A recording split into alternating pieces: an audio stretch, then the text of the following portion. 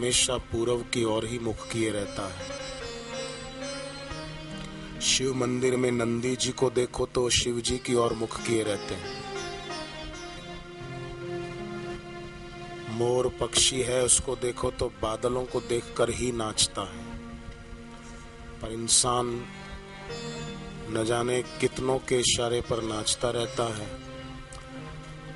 सूर्यमुखी फूल को कोई धोखा नहीं दे सकता। सूर्य का बढ़िया सा फ्लैक्स बनाकर पश्चिम में लगा दे तो सूर्यमुखी फूल पश्चिम के तरफ नहीं घूमेगा, वो पूर्वाभिमुख ही रहेगा। साधक भी ऐसे ही है।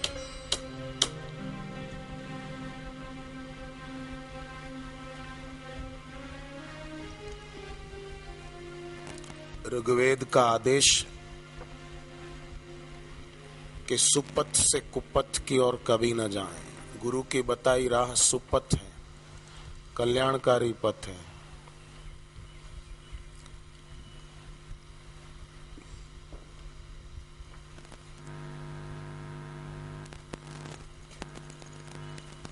गुरुदेव की बताई हुई राह सूर्य और चंद्र की तरह परोपकारी कल्याणकारी राह है।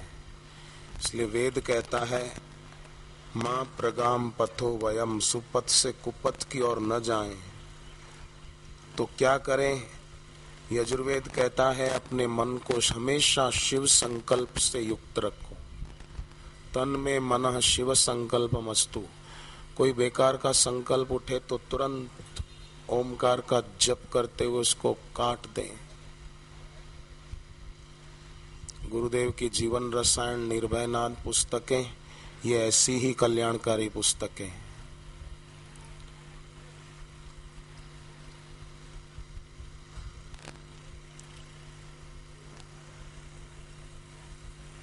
बैठे हुए थके हो तो 1-2 मिनट 4 मिनट अपनी जगह पे खड़े होकर फिर बैठ जाना और सेवादारी व्यवस्था करें। हमेशा बोलना पड़ता है। शकुनी और दुर्योधन में दोष दृष्टि मौजूद थी तो उनके आगे भगवान ने रहस्य की बात नहीं कही।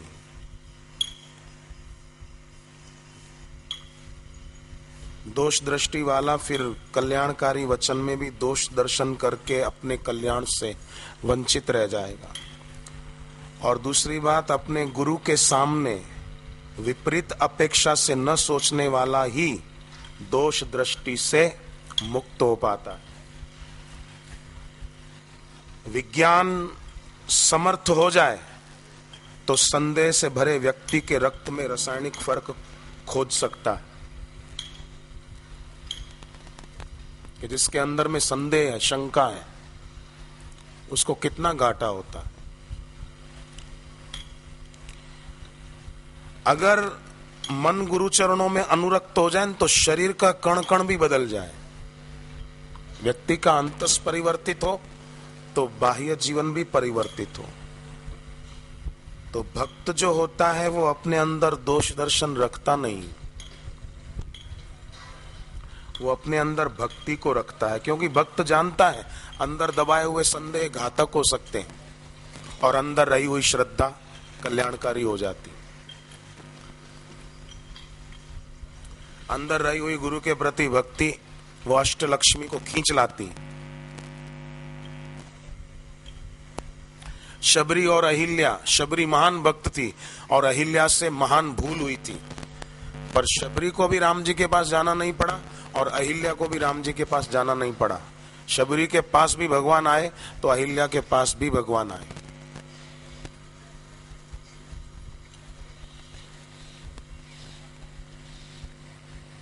शबरी सेवा करती रही तो अहिल्या शिलावत हो गई, स्थिर हो गई। तो भक्ति में भी स्थिरता आनी के तो स्थिर मति। विद्यार्थी भी जो स्थिर होते हैं, जिनकी बुद्धि स्थिर होती है तो उनका मन भी स्थिर होता है, उनकी इंद्रियां भी स्थिर हो जाती। जिनकी बुद्धि में ही अनेक प्रकार के संकल्प हो, मुझे उससे बात करनी, मुझे उससे मिलना है, मुझे ये खाना है, मुझे कोल्ड ड्रिंक पीना है, तो फिर मन भी चंचल होता है, इंद्रियों में भी स्थिरता नहीं रहती। बाकी जिसकी बुद्धि स्थिर हो उसको मन स्थिर करने के लिए प्रयास नहीं करना पड़ता है। बुद्धि स्थिर माना एक निश्चय कि मेरा लक्ष्य वही है जो मुझे मेरे गुरुदेव ने बताया। लक्ष्य बनाना नहीं होता है, लक्ष्य पहचानना होता है, और गुरु से लक्ष्य की पहचान करा देते हैं कि मनुष्य जीवन का ये लक्ष्य है और मुझे अब वैसा ही जीवन जीना है, ऐसा एक निश्चय, ये बुद्धि की स्थिरता है। और जिसकी बुद्धि स्थिर उसका मन स्थिर, जिसका मन स्थिर उसकी इंद्रियां चंचल नहीं रहेगी।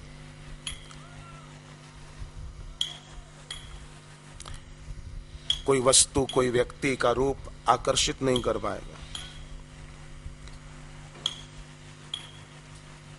99 डिग्री पर भी पानी गर्म होना बंद हो जाए तो वाष्पीभूत नहीं हो पाएगा। 100 डिग्री हो जाए तो 100 डिग्री भक्त को उपलब्धि जो गुरु कराना चाहते हैं वो तो क्षण में हो सकती है, पर भक्त बनने में समय लग जाता है। साधक को साध्य की उपलब्धि क्षण में हो सकती है। परम पिता ने पुत्र को देखा, सूर्य ने घट जल में फेंका, घटक तोड़ जल जल में मिलाया, जल प्रकाश आकाश में छाया, निज स्वरूप का भान दृढ़ाया। वो तो एक क्षण में हो सकती, पर सही अर्थ में साधक बनने में समय लग जाता।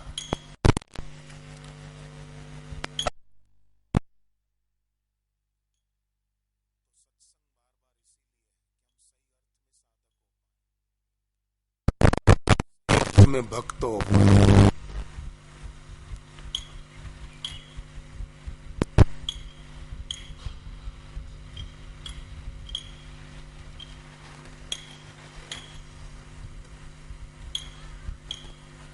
उसके लिए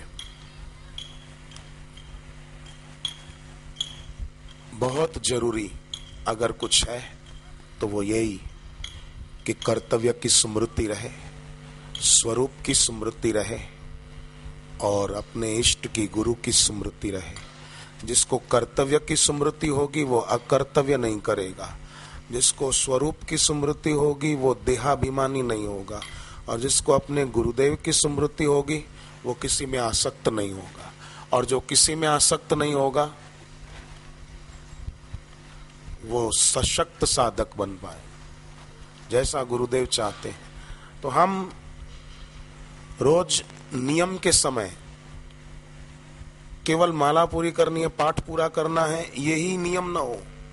शांत बैठकर ये भी करें कि मुझे कर्तव्य की स्मृति रहे ताकि मैं अकर्तव्य से बचूं, मुझे अपने स्वरूप की स्मृति रहे ताकि मैं देह अभिमान से बचूं, शरीर में ही ममता न करूं, और मुझे अपने आराध्य की स्मृति रहे ताकि मैं किसी में आसक्त न हो जाऊं।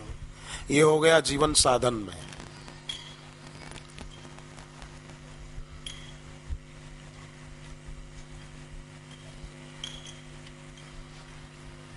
ऐसा भक्त ही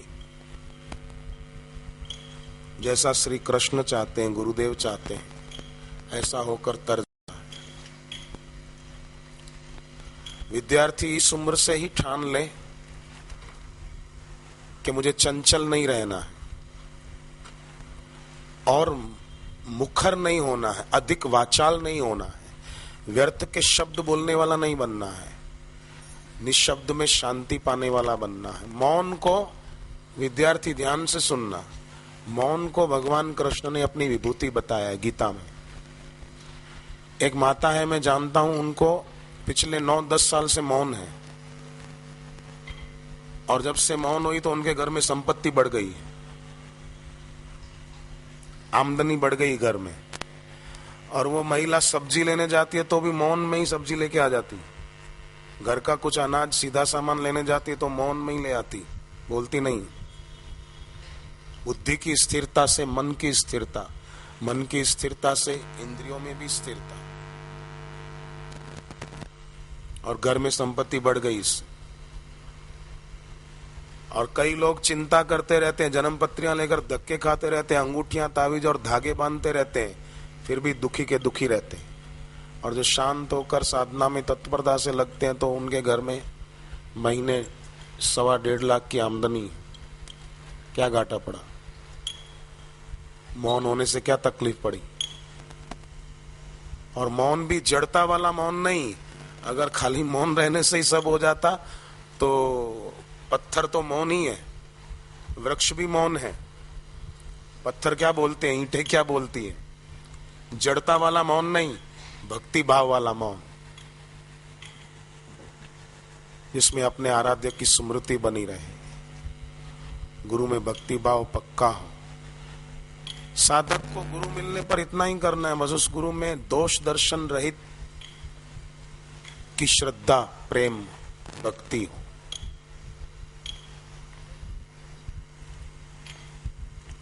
विद्यार्थी ध्यान दें, जिनको विद्या प्राप्ति में सफलता पानी है,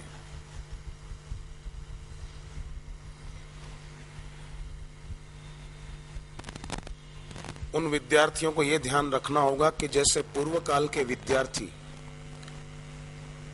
पढ़ाई करते थे, बाकी के समय में मौन रहकर उपासना करते थे,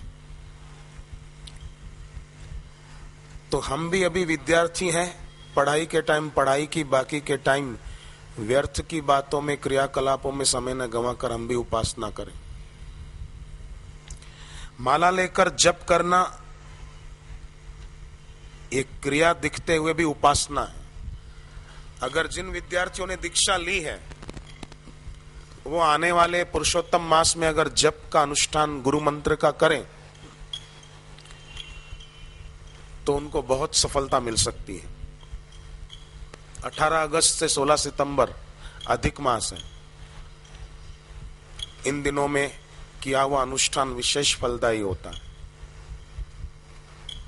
तो दीक्षा लिया तो बहुत बढ़िया, नहीं तो इस कार्यक्रम में दीक्षा लेकर पुरुषोत्तम मास 18 अगस्त से 16 सितंबर तक जो है उसमें जप अनुष्ठान करके आध्यात्मिक लाभ उठाएं।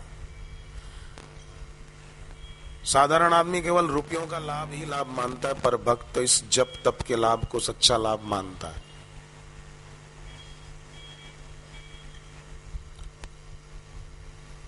गुरुदेव विद्यार्थियों को सारस्वत मंत्र की दीक्षा देते हैं, जिससे विद्या प्राप्ति में उन्हें सफलता खूब मिलती है और आध्यात्मिकता में भी मिलती है। याद शक्ति तो अच्छी होती है, पर बुद्धि भी अच्छी होती है। केवल याद शक्ति अच्छी तो कई गायकों की भी हो जाती है, भजन गाने वालों की, गीत गाने वालों की भी हो जाती है। याद शक्ति अच्छी होना और बुद्धि अच्छी होना ये पर्यायवाची नहीं है। याद शक्ति भी अच्छी हो, बुद्धि भी अच्छी हो। शरीर का खुराक है अन्न जल फल, बुद्धि का खुराक है सत्संग। अन्न जल से शरीर पुष्ट होता है, सत्संग से समझ पुष्ट होती है और शुभ होती है। और जिसकी समझ शुभ होगी वो शुभ इच्छाएं करेगा, जो शुभ इच्छाएं करेगा शुभ कर्म करेगा, शुभ कर्म करेगा परिणाम में सुखी हो जाएगा। तो जो विद्यार्थी भाई चाहते हैं कि हमारा भविष्य बहुत बढ़िया हो, उज्जवल हो, वो इस सत्संग का खुराक जरूर लें, अपनी समझ को पुष्ट करें, सत्संग छोड़कर कभी बीच में से खड़े ना हो। गुरुदेव की वाणी ऐसे सुनी जाए जैसे परीक्षित राजा शुकदेव जी की सुनते थे। सत्संग सुने तो कभी भी परीक्षक होकर नहीं, परीक्षित होकर के सुने।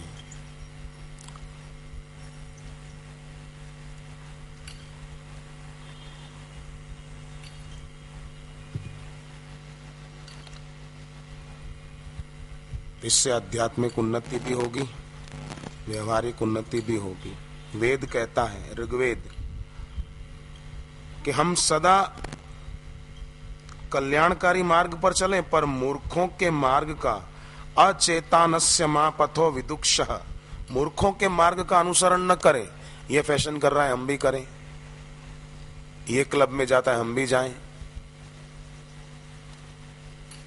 ये ऐसा ठाठ माठ वाला जीवन जीता है तो हम भी जिएं। मूर्खों के मार्ग का अनुसरण नहीं करें, बल्कि भक्तों का अनुसरण करें और अपनी श्रद्धा को बढ़ाकर श्रद्धा से ब्रह्म तेज को प्राप्त करें। ऐसा वेद का आदेश है। अब वेद का आदेश मानेंगे तो कल्याणकारी है, और किसी कुसंगी व्यक्ति की बातों में आकर अपना विद्यार्थी काल का समय यूं ही गंवाया तो भविष्य अंधेरे में पड़ जाता है। इसलिए बच्चे खास ध्यान दें, जो पहली बार सत्संग में आए हैं वे भी भाग्यशाली हैं कि सत्संग की जगह पर आने का अवसर तो मिला। इस घोर कलिकाल में, इस तीर्थ भूमि में रविवार और एकादशी का योग है। वैसे में सावन का महीना शुक्ल पक्ष में जैसे चंद्रमा की कला बढ़ती जाती है, ऐसे अपनी भक्ति भी बढ़ती जाए।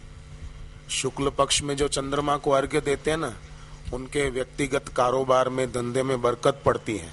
पर शुक्ल पक्ष में कोई साधक अपनी भक्ति बढ़ाने के लिए भी अर्घ्य दे, क्योंकि चंद्रमा मन का देवता है, और प्रार्थना पूर्वक अर्घ्य दे कि मेरा मन मेरे गुरु के चरणों में लग जाए। ऐसी प्रार्थना करके भी अगर अर्घ्य दे तो भी फायदा है।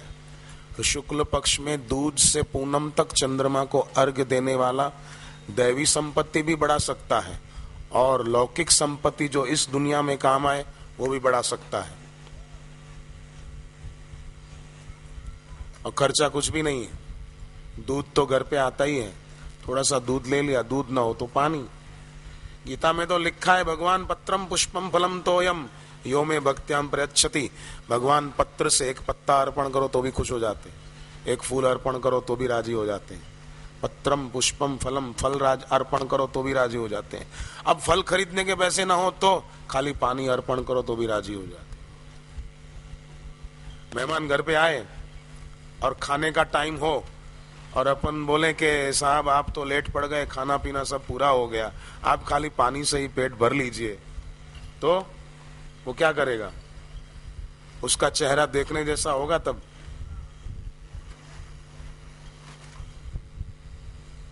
पर भगवान कहते हैं कि मैं तो भाई पानी से भी राजी हो जाता हूं। पत्रम पुष्पम फलम, पत्ता भी ना हो तुलसी का, फल ना हो, कोई फूल ना हो, केवल पानी हो, भगवान कहते हैं मैं तो उससे भी राजी हो जाता हूं।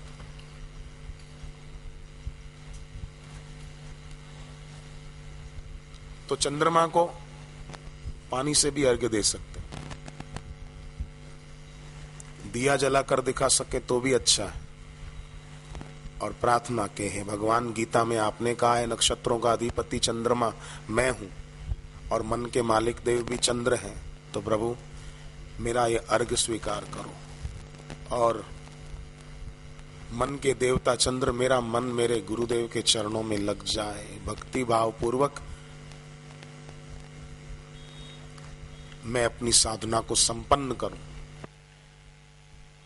मुझे विद्या प्राप्ति में भी सफलता मिले और गुरु की ब्रह्म विद्या को अपने जीवन में आत्मसात करने में भी मैं सफल हो जाऊं। ऐसा करके विद्यार्थी भी अर्घ्य दें, रोज न दे सके, शुक्ल पक्ष में तो पूनम के दिन दें तो भी अच्छा है। इन दैवी शक्तियों के आगे अर्घ्य दान करने से, जप करने से दैवी शक्तियां में वरदानों से भरती है और उन्हें प्रसन्नता होती है कि ये भी अपना देवत्व जगाने के रास्ते चल रहे हैं। जब कोई सत्संग में जाता है ना तो भगवान बहुत खुश होते हैं। जैसे माँ राजी होती है जब उसका बेटा विदेश से लौट कर आता है, ऐसे भगवान राजी होते हैं जब कोई इंद्रियों का स्वभाव और आकर्षण छोड़कर सत्संग की जगह पे जाता है। उस पर ईश्वर बहुत खुश होते हैं।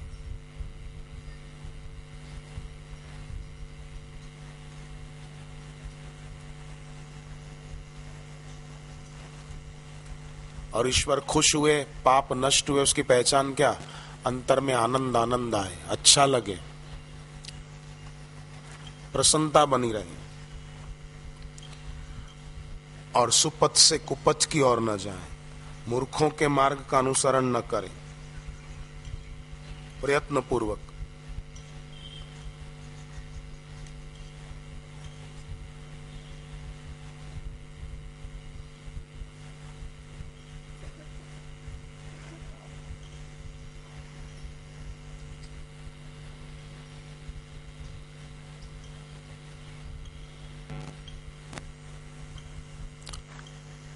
अब थोड़ी देर शांत बैठे, हो सके तो आंख बंद कर लें और आंख बंद न कर सके तो पलकों को स्थिर कर दें।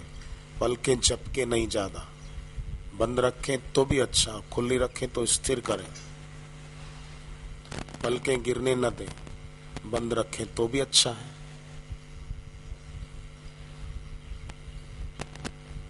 से कहानी आती है ना, लाख रुपया दो, बोले 2 लाख रुपया लो, अच्छा 2 दे दो, अरे 4 ले लो, अरे 4 दे दो, 8 मांग लो, अरे 8 दे दो, 16 मांग लो, देवे कुछ भी नहीं। पर जहां गुरु के कहे अनुसार साधन भजन और वेद के अनुसार हो, तो वहां निश्चित रूप से लक्ष्मी के 8 रूप वहां पधारते हैं।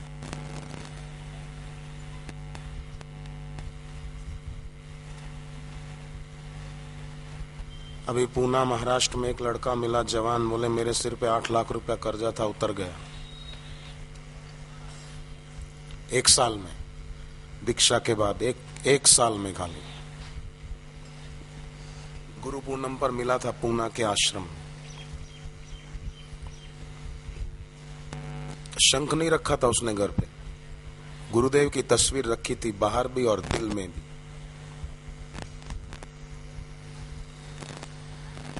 गुरु की तस्वीर शिष्य की तकदीर बदलने का दम रखती है, दम। गुरु में दम है ना, तो जहां गुरु का चित्र होता है उस चित्र में भी दम होता है, हमारा भाव हो बस। द्वारिकाधीश के दर्शन मंदिर में तो और लोग भी करते थे, पर मीरा जिस भाव से करती थी उस भाव से सब नहीं करते थे। चैतन्य महाप्रभु जिस भाव से जगन्नाथपुरी में दर्शन करते थे उस भाव से सब नहीं करते थे। चैतन्य महाप्रभु को जो मिला वो सबको नहीं मिल पाया। लीलाशाह बापू के आश्रम में और भी कई रहते थे, पर अपने बापू जी ने जो पाया वो और सबने नहीं पाया, गुरुदेव ने पूर्ण पाया, क्योंकि पूर्ण भक्ति भाव अपने गुरु में।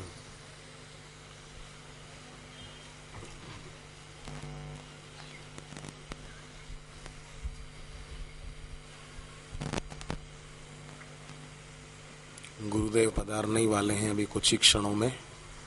आश्रम ब्रह्म का वाचक है, गुरु ही देव है, मतलब कोई देवता नहीं, ब्रह्म है। गुरुर्देवो गुरुर्धर्मो, गुरु ही धर्म है, मतलब अपने जीवन में धारण करो, गुरु की सीख हो, गुरु की सीख रूपी सुरमे को अपनी आंख में लगाओ, तो जो है जैसा है ऐसा ही दिखेगा।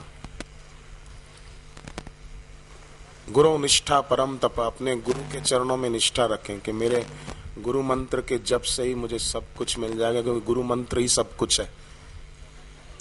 मेरे गुरु सब कुछ है, सर्वस्व है, गुरु ब्रह्मा गुरु विष्णु। तो गुरु मंत्र भी कोई साधारण अक्षर थोड़े ही है, वो भी सर्वस्व है।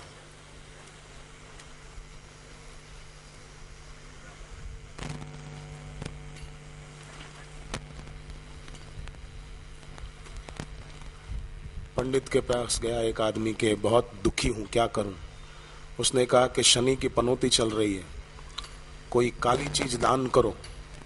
क्या दान करूं? बोले काला रत्न दान करो। अब काला रत्न, बोले इतना पैसा कहां से आएगा, इतना नहीं है मेरे पास। तो काली भैंस दान करो, दूध वाली, इतने पैसे भी नहीं है। तो काला घोड़ा दान करो, इतने पैसे भी नहीं है। अरे काली बकरी दान कर, बकरी के पैसे तो होंगे, बोले इतने भी नहीं है। अच्छा तो काला कंबल दान कर दे, बोले कंबल खरीदने के पैसे नहीं है। अरे 2 किलो काले तिल दान कर, बोले तिल खरीदने के पैसे नहीं है। तो बोला जब तिल खरीदने के पैसे नहीं है, शनि तेरा क्या बिगाड़ लेगा, अब तू मौज कर घर जाके। उसने कहा कि शनि मेरा कुछ नहीं बिगाड़ सकेगा। क्यों? क्योंकि मैं भी एक समर्थ गुरु का शिष्य हूं और शनि भी समर्थ शिव जी के शिष्य हैं। एक गुरु भक्त दूसरे गुरु भक्त का कुछ बिगाड़ेगा नहीं, क्योंकि भक्तों को आपस में द्वेष नहीं होता, क्लेश नहीं होता।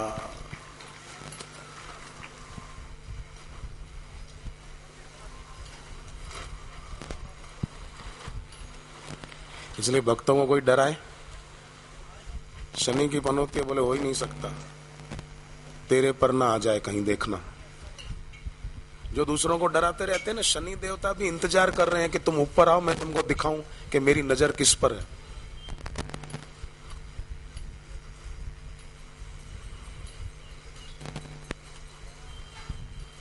शिष्य के ऊपर केवल और केवल गुरु के वचनों का ही प्रभाव होना चाहिए।